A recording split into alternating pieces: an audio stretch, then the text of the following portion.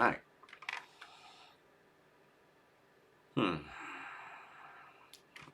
Okay. We on? Hello, we on? Hello, hello.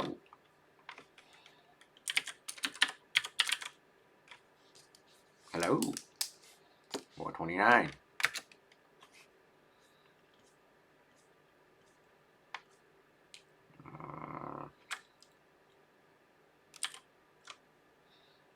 Vulnerable code. Yep. Yeah. Tenable. Okay. Hey, Nate, and done. Okay, you know the drill. You know the drill. Mic check, audio check, video check. We good? Hey, Chang Hot, how are ya? Mic check, audio check. Are we good? Good. Okay. Hey, loud and hey, peep. How are ya? All right. Okay. Hello, Sea Pinky. We meet again. All right. So, hello, everyone. Hello. Yes. Today is Thursday, October the 13th, and we are now live with another session of Introduction to Security offered at Tufts University. I'm Ming Chow, Associate Teaching Professor, all that stuff. Hey, RZ, how are ya? Yes. So, let's see what we've done so far in this course. We've done packets, password cracking, Linux commands. We've done Scapy. You've also seen quite a lot of security weaknesses as well too. Things such as passwords sent in the clear, sent in plain text, weak password, no passwords, denial of service, distributed denial of service, and you're going to see a lot more in this course. So what we're going to do today is I'm going to answer, today isn't going to take very long. Today isn't going to take very long, but there's a question that we get all the time, I get all the time, I'm sure you get all the time too, is, okay, I have a computer, I have a system, is there any way that you can check if the system has any vulnerabilities? A kind of a not good alternative to this question is, are my systems secure? You know, it's the one that people get all the time. Are my systems secure? Okay, I'm sure you ask yourself that, you know, every so often. Is there a way, is there a tool, are there tools that you can check, that you can use to check if your systems are secure, to check if your system have vulnerabilities? Are there? I'll give you an example why this is important. Let's say, for example, you buy everything is, unfortunately, we live in a world where everything is internet connected now. Your light bulb. I have one of those light bulbs that you can change the color. But you need to put that on, on a home network. Their way I can see if that stuff is, you know, quote unquote, secure and it doesn't have any vulnerabilities, known vulnerabilities. You buy a new computer from eBay. Hopefully it got initialized. It was like, okay, is there a way I can check if the system by default out of the box is secure or not? Does it have any vulnerabilities that I need to worry about? Or another good one is, I'm sure a lot of you folks may get asked to do IT support for like home relatives, family members, such as like your grandparents. Say if they have a Windows box. Well, is the Windows box patched correctly? Does the Windows box have currently any vulnerabilities? Not only with the operating system, but also running software and stuff. And that's what we're going to answer today. So the big gist of today is vulnerabilities and vulnerability scanning. How to check if your systems, well, are quote-unquote secure, and if they have any vulnerabilities. So just some review. So by definition, a vulnerability is a weakness that can be taken advantage of. Or, more formally, a vulnerability, a single vulnerability, is a security weakness that can be exploited. Vulnerabilities, we've seen a lot of vulnerabilities already in this class. Weak password, no password, denial of service, anything that can compromise confidentiality, integrity, and availability. So that's what a vulnerability is. The next thing is that what is currently out there in terms of vulnerability management. And there are two things, whenever we talk about vulnerabilities and vulnerability management, two of the most important definitions that you need to know are Cve and Cwe. Both Cve and Cwe are organizational lists, also known as dictionary, that organizes vulnerabilities. Both are maintained by MITRE, by the MITRE Corporation. So you do a search for Cve. The official website, it used to be cve.mitre.org. Now the website got moved to just cve.org. So Cve stands for common vulnerabilities and exposures. I always get the definition wrong, but CVEs are used everywhere. CVEs are used in news articles, white papers, Stack Overflow posts, GitHub, also used in Shodan. It's used in tools like Nmap, Apple Security Advisory Reports, Microsoft Windows Security Advisory Reports. So how CVE works is this. So CVE, you go to cve.org. It's really what it is CVE is just a collection of vulnerabilities. It's just a big dictionary. The dictionary contains two fields: the ID, CVE ID, and a description of the vulnerability. That's it. That's the only two things.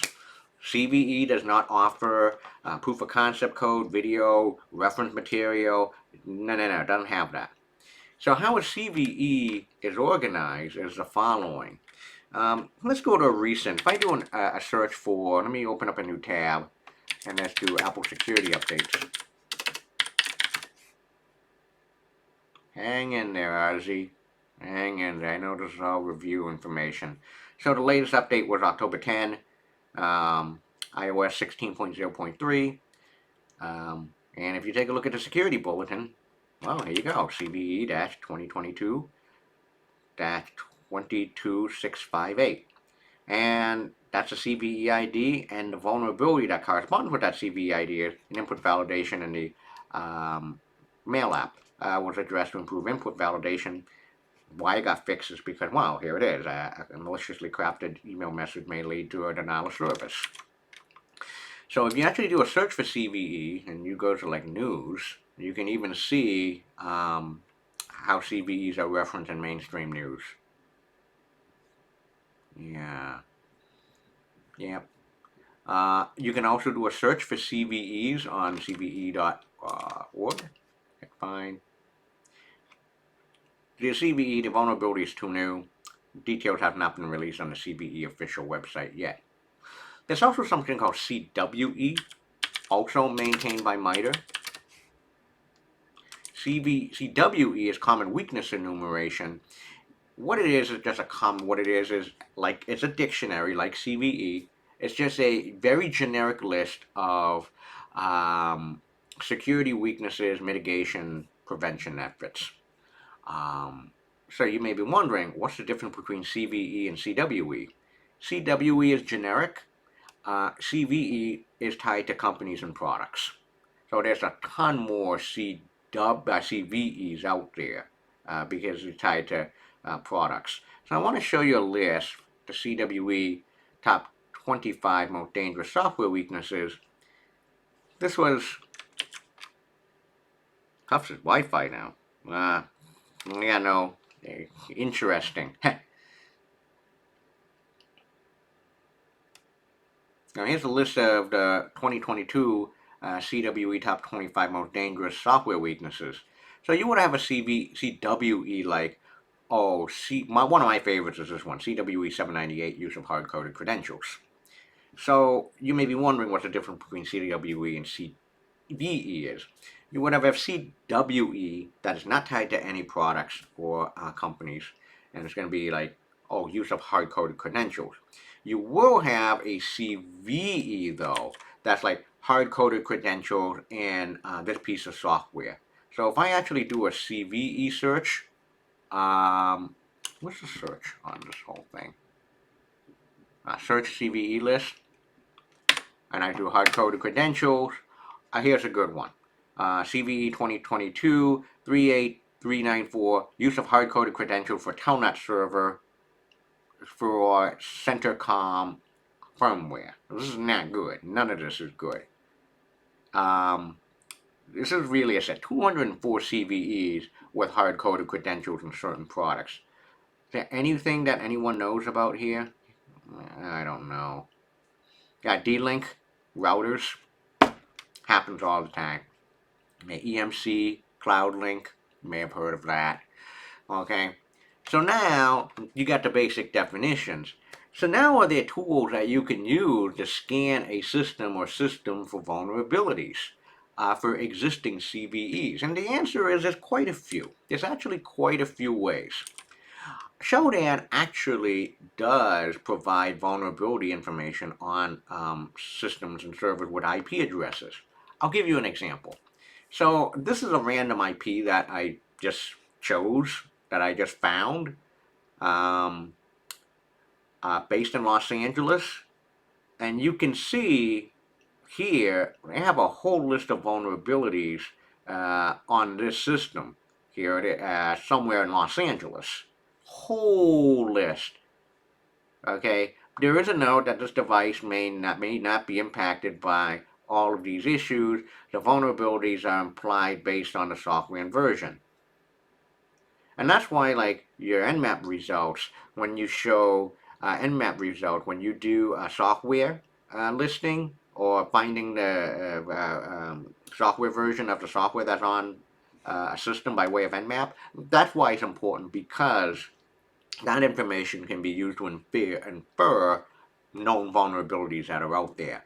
Oh, that's an important point. CVEs, once there is a CVE out there for a vulnerability, that means there's a known vulnerability to the public. That means it's a known vulnerability to the public. Yeah, this system has quite a few vulnerabilities. Okay? Alright. Nmap can sometimes also provide vulnerability information as well. Okay? So these are two tools that you're already familiar with that you can detect if a system has vulnerabilities or not. Alright, so what else is out there? One of the most famous tools for vulnerability management and detection on systems, including like networks, is called Nessus. Nessus. Nessus has been around for decades. It's owned by Tenable. Nessus is a commercial product. It used to be open source back in the early 2000s, but it got taken. But what happened was, got taken off open source, and they went closed source, largely for commercial reasons. Okay. So what Nessus is a vulnerability scanner. You can scan your own computers. You can scan home networks, corporate networks. This is one of the big tools that are used in industry to manage vulnerability, not only assess vulnerabilities on a network like a corporate network, but also for not only for scanning but also for managing. Okay, Nessus currently is a subscription model. It's not free. It's not free. There is a free version of Nessus called Tenable for Education. I'll just send you the link here.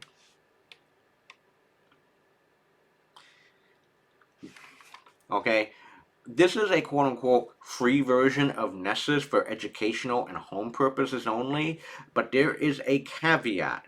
The caveat is you can only scan up to, I think it's up to 20 IP addresses, and that's it.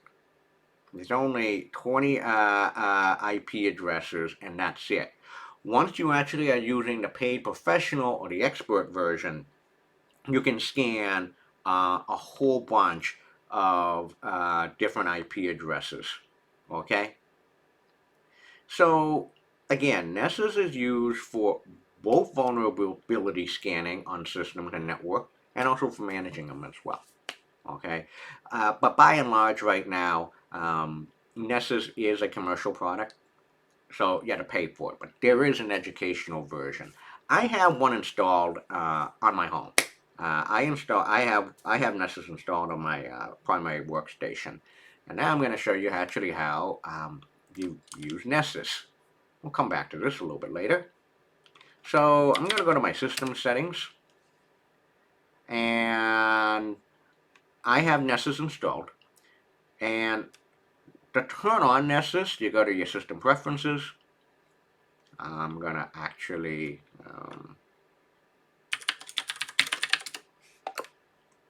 start Nessus. There you go. So the first thing that you have to do in order to run Nessus is what you call run the Nessus engine. It's on the preferences of your system preferences. So I'm on a Mac right now. Okay. So now the Nessus engine is started. The next step is, well, I use my favorite web browser. I'm going to use Firefox. And I got HTTPS, localhost. You have to start the engine first. It's go to https://localhost:8834, and then you hit enter. Well, okay, I don't need to worry about that. Now I'm going to accept the risk and continue. It's going to take a while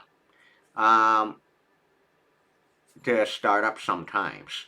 I haven't used Nessus in a very long time, so what happens is Nessus downloads plugins. Plugins, think of plugins are like dictionary entries for known vulnerabilities. And I mean, plugins you can take at least 3, 4, 5 gigabytes, at least 3, 4, 5 gigabytes of hard disk space to actually install all the necessary plugins. Because look, the new vulnerabilities found all the time, and Nessus will have a comprehensive dictionary, have a collection of all the known vulnerabilities out there. Yeah. While this is waiting, the one thing that we're going to use is we're going to use Nessus to scan for vulnerabilities on a system I just installed on my home network.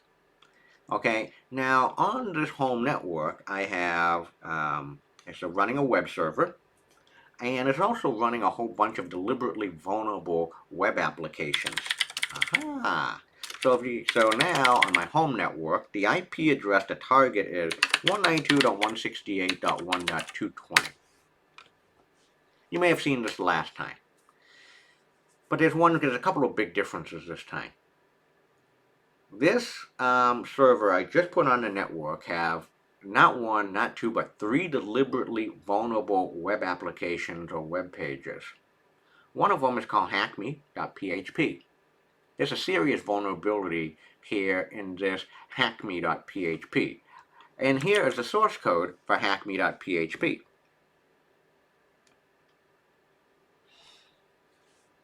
Okay? When we have time today, we may take some time to go and exploit this. Break into this entire system by taking advantage of the vulnerability here. There's also a deliberately vulnerable web application. There's 2 of them here. The first one is called the Damn Vulnerable Web Application, the DVWA. Username is admin, password is password. So this is a damn vulnerable web application that is deliberately vulnerable, but it's made for students like you and teachers to actually hone and develop your web application security skills in a controlled environment, which also leads this web application security, web security, will be the big topic starting next week. I know you have a preview for next week, and yes, we will actually be using the damn vulnerable web application next week. So you'll have a preview. Now you have a preview for the next few weeks of what we're going to do. I'm going to log out of here. There's also another damn deliberately vulnerable web application here called Mutilidae. You can't see it, it's in the blue here. Well, Mutilidae, this is just another training ground. But it's also not, this application is just riddled with vulnerability. Still compiling. Okay. So now we're done. Nessus has loaded all the plugins. Okay? Nessus has loaded all the plugins. Oh dear. What does PHP stand for? Is it like HTML? The answer is yes. Yes, student. So PHP is a programming language. PHP, the hypertext processor. PHP is a general purpose scripting language that is suited for web development. So PHP allows you to mix HTML and also server-side code as well too. If you're familiar with WordPress, WordPress is entirely in PHP. Also for your interest, the very first version of Facebook was written in PHP. Yeah, Facebook started out all written in PHP. WordPress, still in PHP. So if you go to Wikipedia, it's a general scripting language. It originally stood for personal homepage. So you can mix HTML and server-side code, and you can do all kind of weird stuff. Did I answer your question, student? Yeah, you're going to see PHP used again. Like PHP is used quite a bit still up to this day. PHP was really popular for years, for many years. When I first started teaching web programming back in the early 2000s, we used PHP. Then I moved to Node.js. Yeah, yep. So I'm going to log in now. My username is DefCon, and my password is also, well, DefCon as well too. I'll log in. Aha, here we go. Once you're logged in. Here we go, and here's a list of all the scans I have done. The last scan that I did was on August 25th of 2022. This was when I installed Nessus on my computer, and I just ran a scan of my entire home network. So if you want to take a look at my basic network scan, this was what I found back in August. There are two IP addresses, 192.168.1.1 and 192.168.1.10. You may have seen that IP address because that's my pie hole. That's my network block, network-wide ad blocker. So I want to show you, you can actually, well, you can take a look. I have found two systems on my network, and you can see the vulnerabilities that I found. The ones in blue you don't care about, but the ones in red or orange or those are the ones that you really want to care about. So I can drill down onto a system. It has a whole bunch of SSL issues, it has mixed value, look at that. And you can drill down, find a description. You can see a description of all the vulnerability. Go back. Let me go back. SSL issues. Certificate expiry. I'm gonna give a shout out to Russell Butterini. Yes, TCS Hacksaw tool. Alright, so now, right now it's almost like nothing here. So now it's October. Let's do an Nessus scan. So to create a brand new scan on a system, let's click New Scan. Now, try this. Well, now you have a lot of options. The simplest scan to discover live hosts and open ports on a system network, you choose host discovery. But we're not going to do that. So what kind of vulnerabilities do we want to scan for? Now we have a lot of options. Do we want to scan for an entire, do we want to do a full basic network scan, a full system scan suitable for any host? Do we want to do an advanced scan? Do we want to do a malware scan of a system? Do we want to do web application tests? Do we want to do a credential audit? Do we want to check for Spectre and Meltdown? Notice CWEs, the CVEs. Do we want to check for WannaCry, MS17-10? There's a lot of options here. And now you can understand why Nessus is so valuable in the corporate world, because for compliance, basic compliance reasons. The whole bunch, like there are vulnerability check for specific vulnerabilities like log4shell CVE-2021-44228. Okay, you want to check for ransomware, you're gonna, well, here we go. All right. So I said earlier that that 192.168.1.220 has a couple of deliberately vulnerable web applications installed. Maybe a good idea is to do a bunch of web application tests. Okay. So now what I'm going to do is I'm going to create a new scan of web application test. I'm going to call this Rogue, or on Twitch live October, what's today's date? 13th. The description, you can put anything that you want.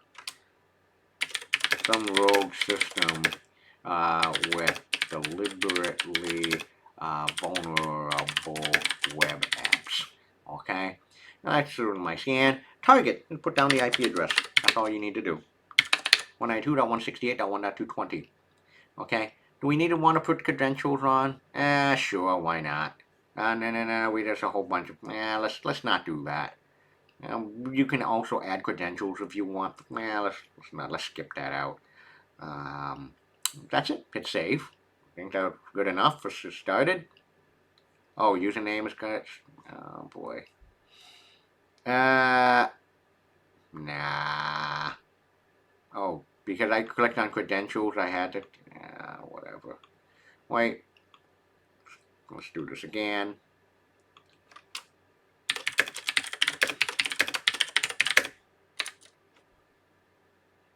October 13.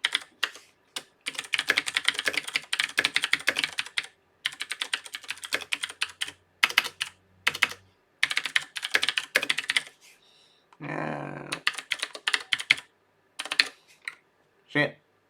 Hit save. That's it. The next step is, okay, so we now create a scan. Next step is to have it run. Now, who knows how long this thing is going to take? I mean, it could take, usually it takes, it doesn't take like seconds. Sometimes it can take hours, sometimes it can take like, 20 minutes, sometimes 30 minutes. We're going to actually let the thing run. Yeah, we're going to let the thing run. Okay. Can you actually check the status of the vulnerability scanning tool? And the answer is, yeah, you can. If I actually click on it, yeah, you found 4. Wow. Okay, just let it run. Also, what I can do is I can log out of here and then come back to it later. But I'm not going to do that. So I'm just going to let this run for a while. Yeah, well, 4 still. 1 vulnerability, that's the scanner. We'll keep on letting it run while we do other tools. Okay. So Nessus, you can do quite a bit of vulnerability scans using Nessus. You can even do malware scanning, web app test, vulnerability scan for ransomware, whole bunch of CISA alerts. Interesting. This one, if I actually want to do a ping version of Nessus, I can even do scans of mobile devices as well too. Cool. Okay, so I also just, to be a good citizen, Nessus used to be open source, and it now no longer is open source. It's largely corporate. So you may be wondering, is there an open source version of Nessus to use? The answer is, it is. There is. It's called OpenVAS. OpenVAS. OpenVAS is called the Open Vulnerability Assessment Scanner. openvos.org. This is free and open source. If you're familiar with Kali Linux, if you have a Kali Linux distribution, it's available on Kali. Full-featured scanner, very much like Nessus. The biggest difference, of course, is OpenVos is free and open source. Okay? A whole bunch of things. Alright, so what's another vulnerability scanner out there that we can use, that we can test out? One vulnerability scanning tool I absolutely love because it's so, well, it's rather simple and straightforward. If you want a vulnerability scanner to check for vulnerabilities on a web server, the one I love to use, my go-to for years, is always Nikto. Nikto. Nikto. The official website of Nikto is where? Here it is. Nikto, the vulnerability scanner, free and open source. There's a Wikipedia. Where the hell is it? Here's the official website. Been around for years. Here it is. Nikto. Free and open source. The GitHub repository is, I'm going to show you the website. Yeah, Tantrum, that's a great question. Yeah, is one better than the other? Okay, here's my honest opinion. I basically never use OpenVos anymore. And the reason is I find it extremely harder to use compared to compared to Nessus. The user interface is a lot more clunky for OpenVos. Nessus is just so well known and just so used by so many people. People can say whatever they want about it. It's just like it's so well known. It's been around for so long. It's also well supported. There's a huge Tenable community out there, so you almost can't go wrong with using Nessus. So the answer is, yeah, I would say one is better than the other. I use Nessus largely because, look, the user interface is so much cleaner. So much cleaner compared to OpenVos. Some people like to have absolutely a bone to pick with using commercial software. I get that. So OpenVos is the way to go for them. So I hope that answers your question. Yeah, so I say, yeah, I'll be honest, in my personal opinion, the answer is yes. Largely because of usability reasons. Nikto. Okay, so Nikto, what it is an open source web server scanner which performs comprehensive tests against items, including 6,700 potentially dangerous file programs, checks for outdated versions of over 1,250 servers, and very specific problems on specific problems. Also check for server configuration item, index file, HTTP server option, yada yada yada. Nikto is not designed to be a stealthy tool. It is a very noisy tool. It will test a web server in the quickest time possible. Okay? Nikto is also a command line tool. Okay? So, oops, still running. That's good. Nikto. You can even run a Docker container. I'm going to fire up a terminal. I don't need this. Let's quit system preferences. So if I do Nikto, if I type Nikto in my system, here it is. Version 2.1.6. No host specified, and there's a whole bunch of options.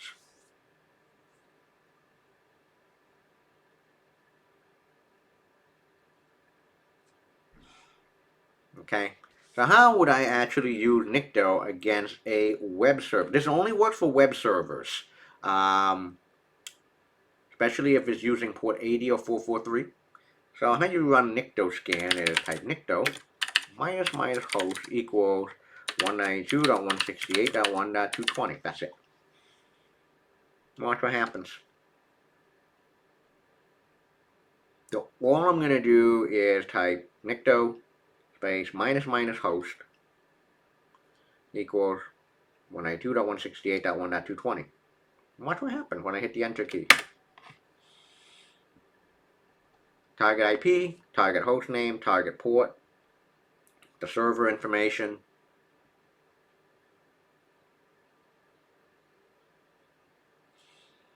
Come on, keep going.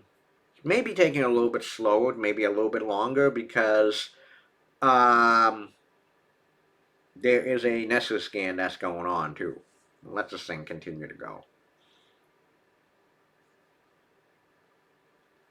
Gotta let that run. All right, so I'll check in on our Nessus scan. Still running.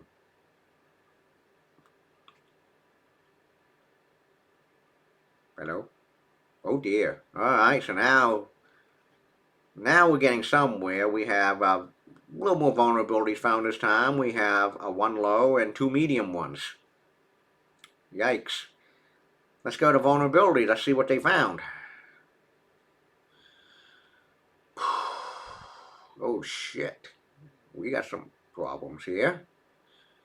We have a medium issue that is web application potentially vulnerable to clickjacking.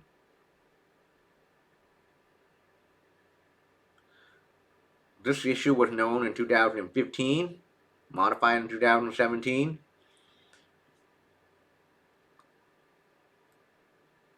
So what it also does is a Nessus scan will also say, well, where did it find the vulnerability? The following pages do not use clickjacking as a mitigation, yada, yada, yada, yada, yada, yada. Okay. Oh. Yep.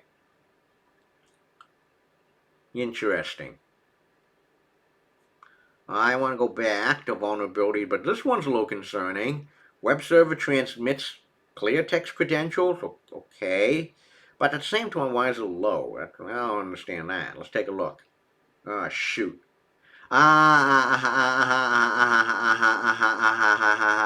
Here we go. Yes, yes, yes, yes, yes. This makes sense. This makes sense. The remote server contains several HTML forms containing an input of type password would transmit their information to a remote web server in clear text. Solution: make sure that every sensitive form transmit content over HTTPS. We've done that before. The only problem is on this system I have both HTTP, I allow both HTTP, because not good these days, and HTTPS. Not good. Okay? Go back to vulnerabilities. Find anything else? Nah, it'll still run. This is a slow system. We're gonna run it for a while. Still running. It's testing a whole bunch of things. But yeah, we found 2 vulnerabilities. I don't know why this is low. Isn't that like critical when you transmit clear text credentials? Yeah. By the way, I did. Oh! Here we go. Look at this. Reference information. CWE. CWE 522, 23. Let's go. Let's go. Cwe 522 insufficiently protected credentials. 523. 718.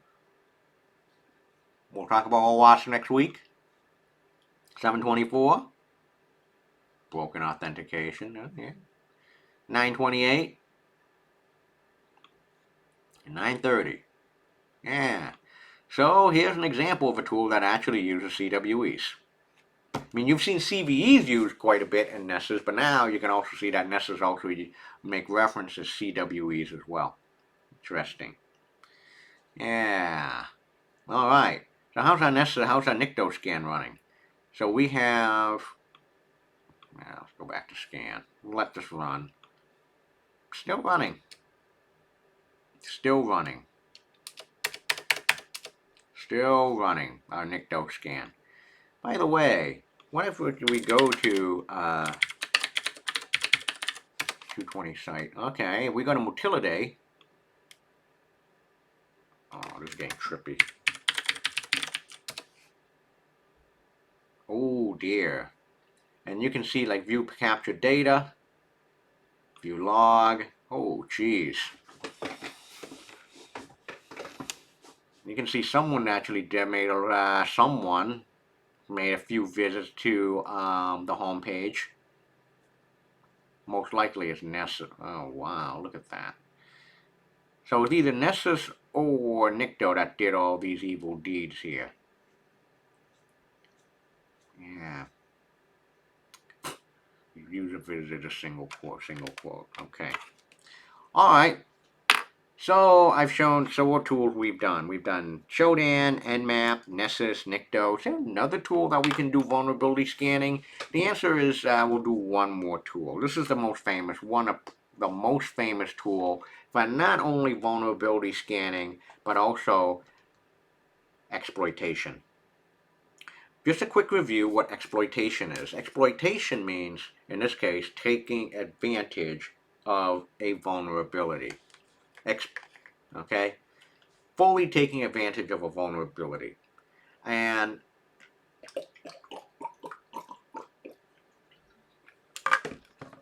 arguably the most famous tool to do both vulnerability scanning and especially exploitation is Metasploit. Metasploit is now owned by Rapid7. They're headquartered in Boston, Massachusetts. I want to give a shout out to all my friends at Rapid7. A lot of former students there. Metasploit was also written by H.D. Moore. So you got a Metasploit.com. Metasploit is it's a framework that is used for basically everything, almost quote unquote everything is built into Metasploit. Scanning tools, exploitation tools, malicious payloads, everything.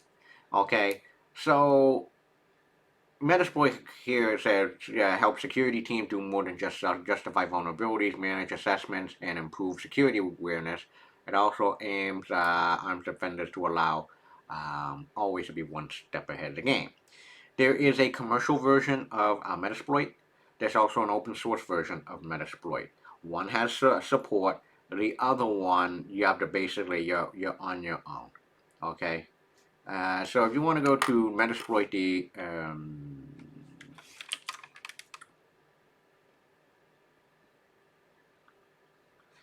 open source, you can get start getting started here. It's a whole bunch of learning modules. The professional version of Metasploit has a nice graphical user interface. We're going to rely largely on the command line. So the Wikipedia project is project provides information about security vulnerabilities and aid in penetration testing and IDS signature development. So what penetration testing is, well, actually breaking into a system. A penetration test is you actually break into the system and prove that there is a vulnerability and I can steal data from your system. That's what a penetration test is. A penetration test is, that means you got to break into the system. Now I want to answer Chang Hot's question. Which factor affected running speed of Nessus more? The server response speed or the local computing speed? Yeah, that's a great question. From my experience, definitely the server response speed. The local computing speed is almost like negligible now because, like, what Nessus is just a bunch of plugins. But the response speed of the server definitely take great because if you have a small server or a server that has not so much resources or a target that doesn't have any resources, you're gonna get a lot of responses back really, really slowly. So to answer your question directly, definitely the response speed of the server. Like if I run Nessus on a faster target, yeah, I mean probably the scanning would be done by now. I mean this is taking a long time. Oh shit! Now we got problems. Now you can see this target went from, I think it was 4 medium vulnerability now to 12. Well, let's see what they are. Oh dear. Now we got Git repository served by the web server. This is not good. The web server on the remote host allowed read access to a Git repository. This potential flaw can be used to download the current content from the web server that might be otherwise private. Solution: verify that the listed Git repositories are served intentionally. Yeah, I admit the evil deed. This is definitely true because I cloned both the damn vulnerable web application and Matilda from GitHub. That's absolutely true. Ooh, how about this one? Browsable web directory. This is a bad one. Multiple Nessus plugins identify directories on the web server that are browsable. Make sure that the browsable directories do not leak confidential information or give access to sensitive resources. Additionally, use access restriction or disable directory indexing for any of the above that does that. Not good. Okay. So we'll keep this going. Yeah, this is getting real slow, Chang Hot. Really slow. Okay. Alright, so now we're going to give like a little quick tutorial of like a quick run through of how Metasploit works. Oh shit, we're done. With the Nicto scan. No, I didn't find much. 75, Nicto made 7,535 requests. No errors, and 4 items. Well, this is kind of boring. Alright. Well, sorry folks. The Nicto scan didn't give much. Well, for a lot of older systems, it actually definitely brings up results, but not this one. Alright, so I have a copy of, let me give you the copy of Metasploit that is on GitHub. It's on GitHub, the Metasploit. Yeah, here it is. This is the free and open source version of Metasploit. Here's the source code, a lot of code. Written in Ruby. No, is it written in Ruby? Yeah, it's still written in Ruby. It used to be written in Perl. Okay, there it is. So, I'm going to clear my screen. I'm going to go to the Metasploit framework directory folder. A whole bunch of files. For the command line, the starting program is MSF console. So I'm just going to run MSF console.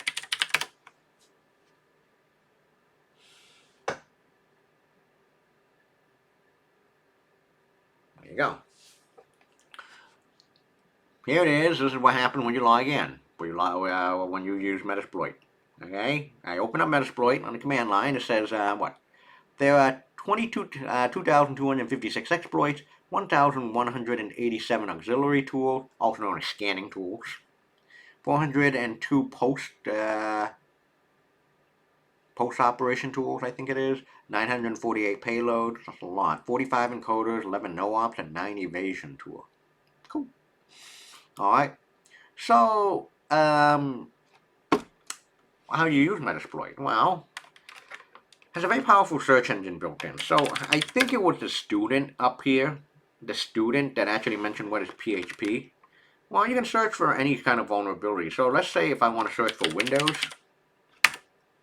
any Windows stuff, here we go. Here are everything Windows-based that Metasploit got. Payload, shellcode, scanning tools, exploits, you name it.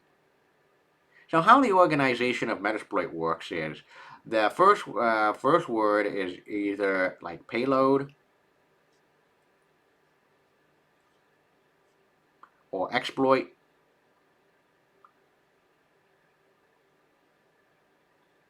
or you can even see auxiliary. There's a lot of stuff here for Windows, a lot of Windows stuff. Okay. Another example I'll show you is WordPress. Like if you want to search for, if you want to actually hammer or exploit a WordPress system,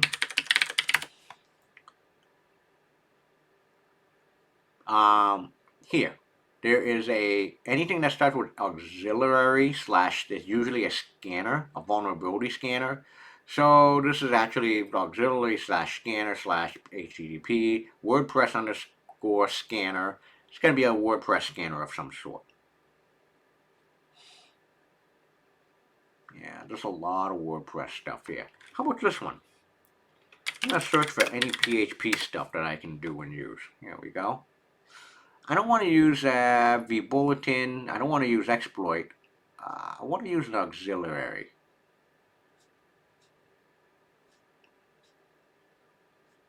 A lot of exploits here for PHP. So unfortunately, the student who asked, the person who asked about PHP stuff, a lot of PHP apps out there are extremely vulnerable. So let me actually do a search. PHP scanner. Okay, here we go. Here we go. Let's use this one. There's a lot of scanners out there, vulnerability scanners that are PHP related. How about this one? Auxiliary scanner HTTP traversal. I think we had this problem. So if you want to use a scanning tool or an exploit, you would use, paste the thing that you want to use. Use auxiliary scanner. In this case, I want to use an auxiliary scanner for HTTP traversal. Hit enter. Now I want to show options. What are the stuff that I can do? Okay. Now with this HTTP traversal scanner, a lot of things here.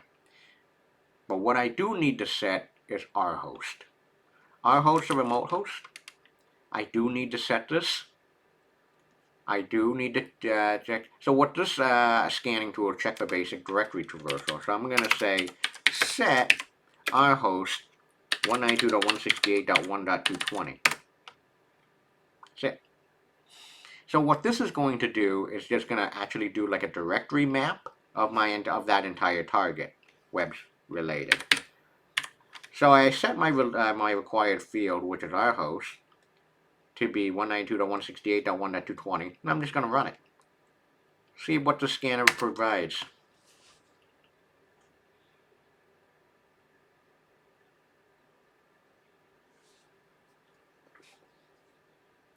That was it. No trigger found. I guess it didn't find anything interesting. Okay. All right, let's take a break and let's come back to the Nessa scan. All right. Here we are, still running. Oh dear, this is not good. Now there's a big difference now. We had a big jump. We have a big jump in medium vulnerabilities, but now there are also 3 high vulnerabilities found. These are not good at all. This is really, really bad. Where are you, Changhot? Yeah, there you are. So you can see it took some time to actually get to 3 high vulnerabilities. These are the ones that you really, really got to look at. So let's go to vulnerabilities. Okay, here we go. Cgi Generic Sql Injection. There's also Cgi Remote File Inclusion. Interestingly enough, SQL injection will be the topic of next Thursday's Twitch session. Let's take a look at what SQL injection is. Well, here's the description. By providing specifically crafted parameters to CGI, Nessus was able to get errors from the underlying databases. This error suggests that CGI is affected by SQL injection vulnerability. Plain English, I'm just going to give you a preview for next week's Twitch session. SQL injection is the oldest trick in the book. If you want to dump data that you shouldn't have access to, if you want to gain access to a database or data that you shouldn't have access to, SQL injection is the way to go. An attacker may exploit this flaw to bypass authentication, read confidential data, modify the remote database, or even take control of the remote operating system. Ooh, that's not good. Not good. We'll still let this thing go. Okay. So while this is still running, okay, now Metasploit is like a framework, a one-stop shopping place to do vulnerability scanning and also exploitation. Yes, you can use Metasploit to even crack passwords as well too. So Metasploit actually does a lot for you, a lot. If you're running Metasploit properly with a database, you can actually even have an inventory of all the hosts that you've ever tried to target. It's amazing. Type host in. But now, I want to show you an example of how to use Metasploit to actually break into a system. To break into a system. Okay, to break into a system to take advantage of of a vulnerability. So remember this hackme.php code, okay, that I provide. I'm going to share this again on Twitch. Now I installed this on the target at 192.168.1.220. This hackme.php I wrote myself is a simple but yet vulnerable code to demonstrate remote code execution. Namely, what happened if you use eval, also known as you evaluate the eval function improperly. What eval is, it will evaluate a string as code. Eval is provided on almost every major programming language. The problem is eval is evil.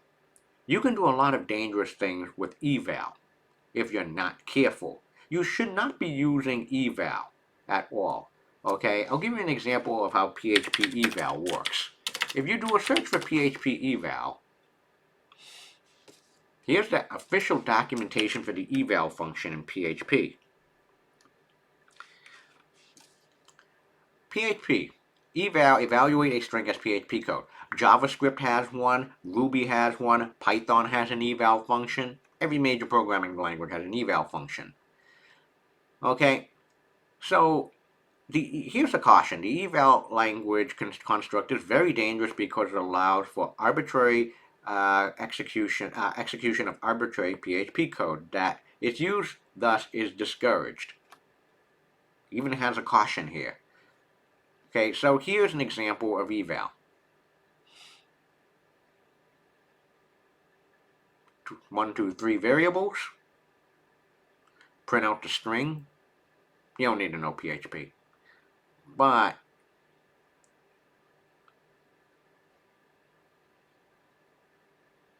yeah, it's basically executing a string as code. Okay? So the vulnerability, a big serious vulnerability in this code is here. The get parameter ID uses eval. Okay? So this is a piece of code that actually has a known vulnerability.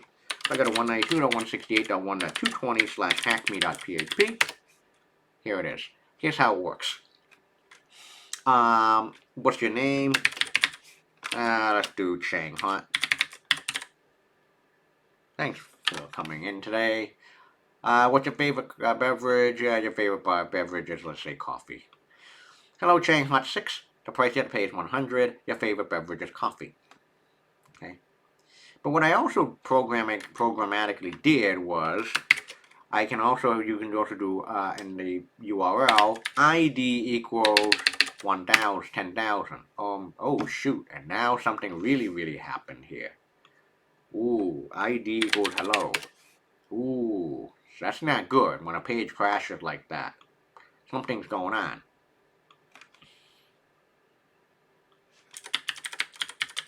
Tantrums 99. Favorite soda. Okay. But something is up when you set the ID, do question mark ID equals ABC. So this isn't good. Okay. So what I'm going to do is this. I'm going to go back. Can I clear the screen here? Yes, I can clear the screen in Metasploit. I'm going to search for PHP Eval. So here's an exploit here that we can use to break into the server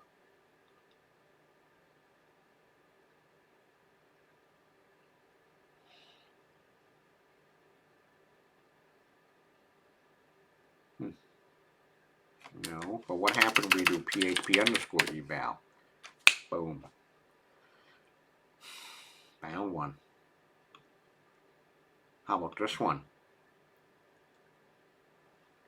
Generic PHP code evaluation. So now I'm going to use this exploit to break into the system through that weakness. No payload configured, defaulting to PHP, interpreter reverse TCP. So if we actually break into the stack, if we take advantage of the vulnerability, of this vulnerability, also known as PHP Eval, we should be able to do any shell command that we want, like ls, take pictures and all that fun stuff. Show options.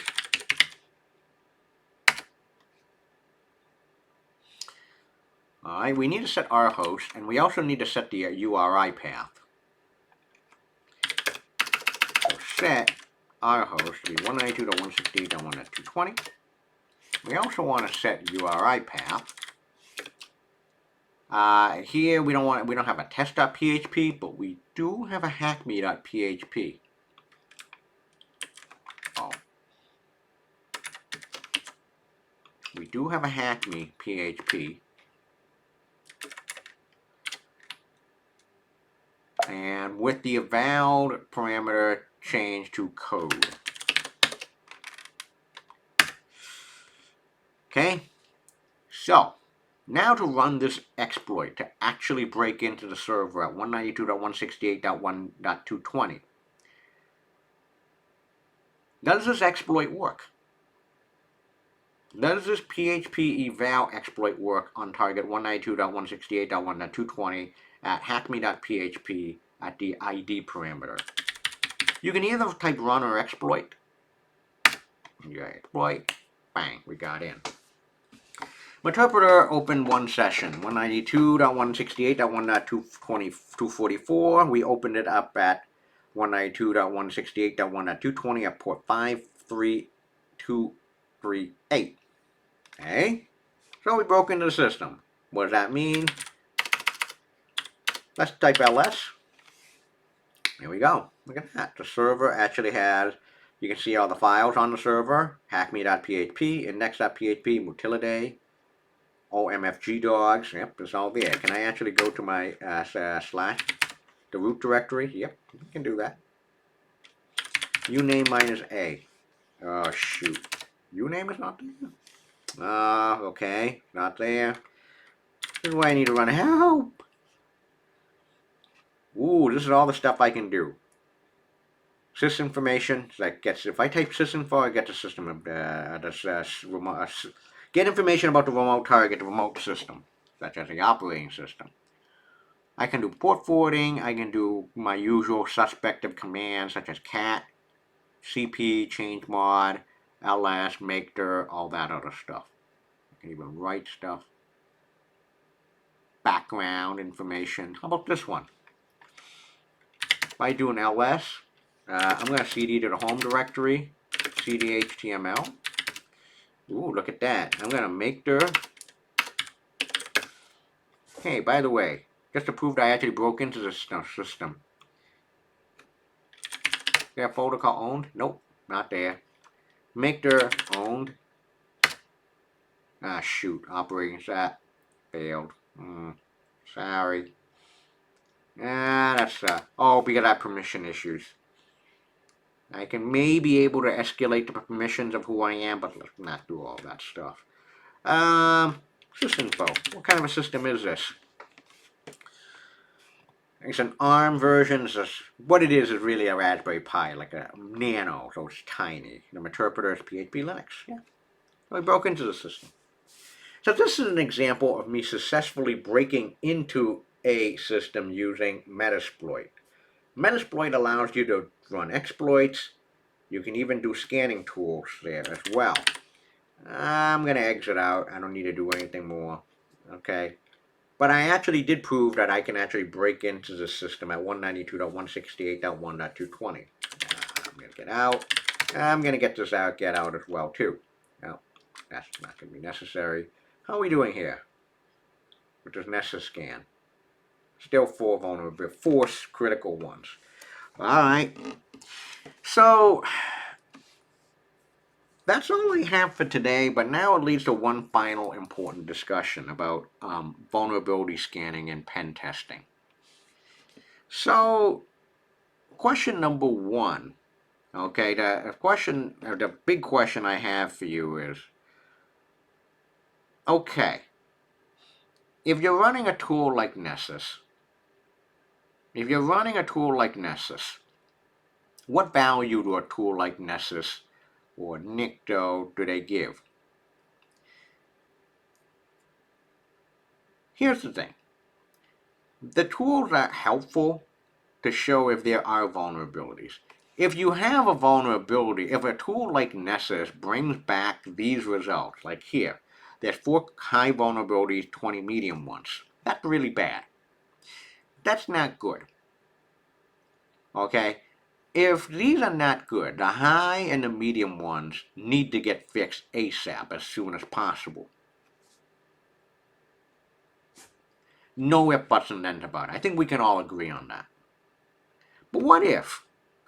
What if Nessus actually doesn't return anything high, medium, or low? Just a whole bunch of info.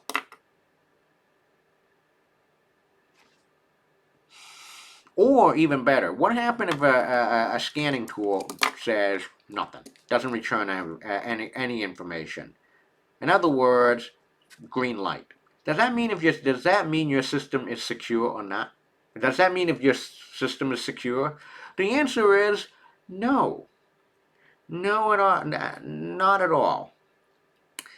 A tool like Nessus, a tool like Nikto or Metasploit, they're good to identify the badness.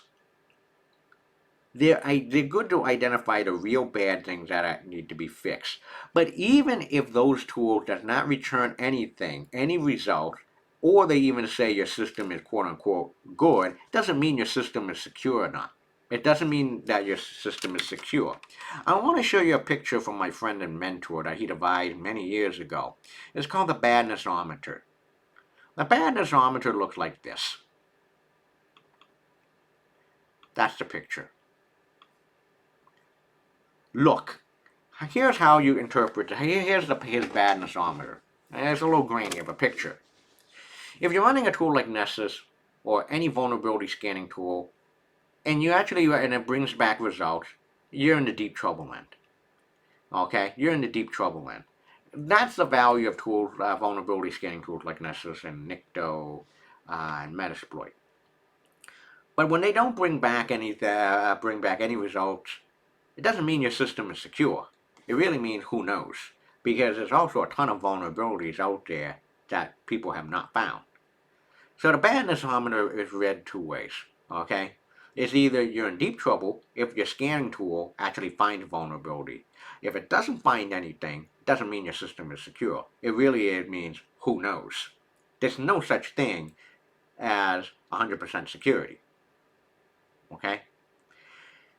So, yeah, that's the value of tools like vulnerability scanning tools. It shows you either in deep trouble or who knows. But when you're in deep trouble, well, you got to fix those vulnerabilities as soon as you can. Also, there's one of my biggest pet peeves. A lot of people in the security industry, this is what they do. I'm not going to name names, and I'm not going to say what company who do this, but this has been very common practice. If you are a customer of a security company, you pay tens of thousands of dollars to a consultant or a company to do a pen test for you. Okay, let's say I'm a small startup and I hire a security consulting firm to actually do a pen test. A pen test, remember what a penetration test is. A penetration test is you actually have to break into the system. A penetration test is, I repeat, you have to break into a system, like what I did using Metasploit. But I said we've know people who've done this. What they do is they just run a Nessus scan, like this, like what you're seeing right here. And this is usually step number 1. But this is not the end-all be-all step. So there are a lot of security vendors and consultants out there who just run a Nessus scan, like this. Oh shit, there's now 6 of them. Okay? And then the next thing is that what they do is they give you this entire report slap on a corporate logo on there, hand it back to you, the customer, and say this is a penetration test. This is a penetration test. Vulnerability scanning and penetration tests are two different things. But too often security professionals actually cheapen out or take shortcuts and actually mix the two up. They're not the same. Providing, look, at anyone in the world, like I can run a Nessus scan by like any day I want. Okay, but don't give me this report, just hand this back to me and say this is the penetration test. This doesn't prove that you just broke into the system and stole a whole bunch of username, passwords, and data. Nessus is not going to do that. Nessus just shows vulnerabilities, okay? Possible and also known vulnerabilities. Okay? If you're going to do a penetration test, you really have to prove that you broke into a system here, here, here, and here, like what I did with Metasploit. But, so again, do not mix a Nessus scan. A Nessus scan is not the same as breaking into a system. So unfortunately now you also know some of the dirty tricks in the security industry as well. Now we've seen this quite a bit. Don't mix the two up. Nessus scan is only going to show vulnerability or possible vulnerabilities, but it's not going to break it into a system for you and steal username, password, and data. Which also lead to the next week. Next week I'm going to show you how to actually break into database, break into a database, or gain access to a system that a web application you should not have access to by way of SQL injection. And that's all I got. Questions, anyone? Anyone? Any question?